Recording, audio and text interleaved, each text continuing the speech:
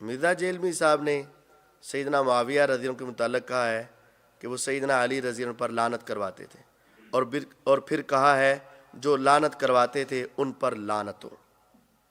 یہی تو بتانا ہے کہ تمہارے ماموں کی اولاد ہیں یہ رافضی۔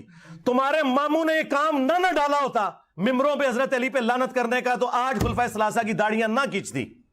ہم بس اس کے جواب میں یہ کہیں گے کہ جنہوں نے مولا علی علیہ السلام پر لعنت کروائی، ہاں، ان پر، ان کے ماننے والوں پر، ان کا جھوٹا دفاع کرنے والوں پر اللہ کی لعنت، اللہ کے فرشتوں کی لعنت، تمام لعنت کرنے والوں کی لعنت۔ دنیا کا بدترین جھوٹ ہے، کسی ایک بھی صحیح سند سے یہ بات ثابت نہیں ہے دنیا میں، کسی ایک صحیح سند سے کہ معاویہ رضی اللہ عنہ نے علی رضی اللہ عنہ پر لعنت کی ہو یا کروائی ہو، کسی جگہ بھی ثابت نہیں۔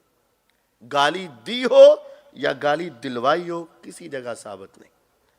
یہ لعنت کے حوالے سے حضور علیہ السلام نے کہا ہے کہ جب انسان لعنت کسی پر بھیجتا ہے نا، اگر تو وہ اس کا حقدار ہے اس پر چلی جاتی، اگر اس کا حقدار نہیں ہے نا تو لعنت آسمان کی طرف جاتی، آسمان کے دروازے بند، زمین کی طرف آتی ہے، زمین کے دروازے بند، سامنے پیچھے دائیں بائیں چاروں طرف جاتی ہے، دروازے بند ہو جاتے، اور پھر وہ لعنت بھیجنے والے پر ہی لعنت۔